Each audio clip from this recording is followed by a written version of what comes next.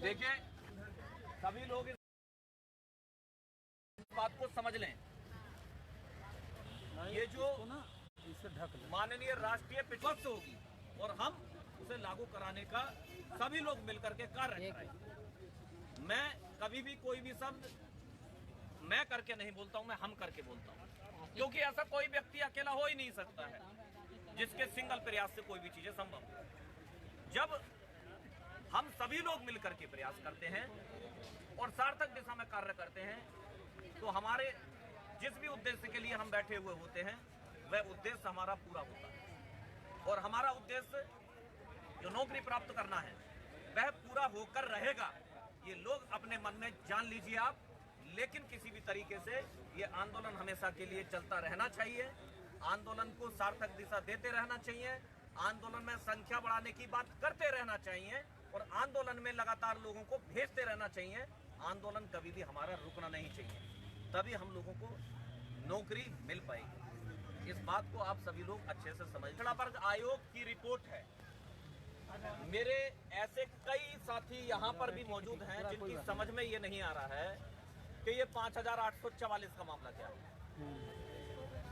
मैं जब माननीय अनुप्रिया पटेल जी से मिलने जाता हूँ तब लोग मुझे फोन करके बार बार ये कहते हैं कि आप क्या बात करोगे, 5844 की बात मत कर लेना, या क्या बात करोगे। तो फिलहाल अभी कुछ ऐसा है ही नहीं। जब सरकार देने के लिए तैयार होगी तो बिंदु है, बंदू तो नहीं हुआ लाइक नहीं 5844 वाला जो बिंदु है ये समझ लीजिए। 19 लोग देख रहे हैं और लोग चालू कर लीजिए। देखिए, जो पॉइंट नंबर 16 में लिखा है वो ये लिखा है कि हमारे ओबीसी समाज के अभ्यर्थियों को 5844 सीटें और मिलती, लेकिन वो कब, जब अनारक्षित का कट ऑफ फिर 67-11 नहीं होता।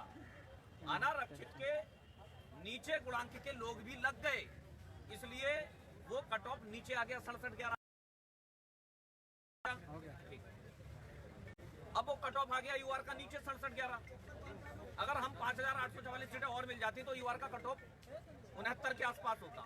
ठीक है, तो बाबा साहब के द्वारा बनाए गए संविधान के अनुसार जो आरक्षण का मामला होता है वो ये होता है कि अनारक्षित की कट ऑफ के बाद 27% पूरा होना चाहिए।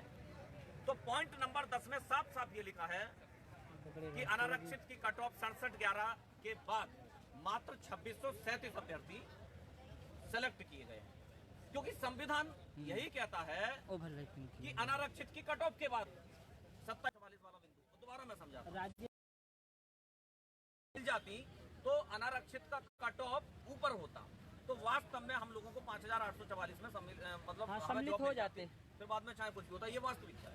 लेकिन अभी जो स्थिति है वो ये है कि जब अनारक्षित को 67-11 तक लिया है तो न्याय हमारे साथ तभी होगा जब उसके बाद 27% और 21% हम लोगों को मिलेगा। तो किसी भी तरीके से जो भी लोग किसी भी तरीके से कंफ्यूजन है वो बिल्कुल भी कंफ्यूज ना हो, आंदोलन में आए, आंदोलन की संख्या बढ़ाएं, आंदोलन की शोभा बढ़ाएं। ये आंदोलन सिर्फ 69,000 शिक्षक भर्ती के लिए ही नहीं, बल्कि इस आंदोलन को एक तरीके से ओबीसी और एससी समाज के लिए जागरूक केंद्र समझ लीजिए। ये जागरूकता केंद्र है और यहाँ जो हमारे भाई बहन टिके हुए हैं, मैं उन्हें सादर नमन करता हूँ और बहुत बहुत मैं उन्हें धन्यवाद देता हूँ कि किस तरह से ये हर व्यक्ति की पर्सनल समस्या है कि परिवार में समस्याएं होती हैं वगैरह वगैरह, लेकिन फिर भी वो लोग टिके हैं। ये बहुत बड़ी बात है, ये छोटी बात है। और इस तरह से किसी भी तरीके से हमें आंदोलन को कमजोर नहीं करना चाहिए, क्योंकि आंदोलन हमारी आवाजों को उठाने का कार्य करता है।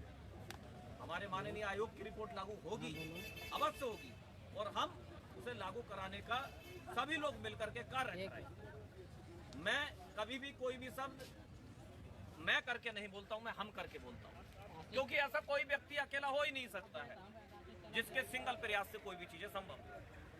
जब हम सभी लोग मिलकर के प्रयास करते हैं और सार्थक दिशा में कार्य करते हैं, तो हमारे जिस भी उद्देश्य के लिए हम बैठे हुए होते हैं वह उद्देश्य हमारा पूरा होता है। और हमारा उद्देश्य जो नौकरी प्राप्त करना है वह पूरा होकर रहेगा, ये लोग अपने मन में जान लीजिए आप। लेकिन किसी भी तरीके से ये आंदोलन हमेशा के लिए चलता रहना चाहिए। आंदोलन को सार्थक दिशा देते रहना चाहिए। आंदोलन में संख्या बढ़ाने की बात करते रहना चाहिए और आंदोलन में लगातार लोगों को भेजते रहना चाहिए। आंदोलन कभी भी हमारा रुकना नहीं चाहिए, तभी हम लोगों को नौकरी मिल पाएगी। इस बात को आप सभी लोग अच्छे से समझ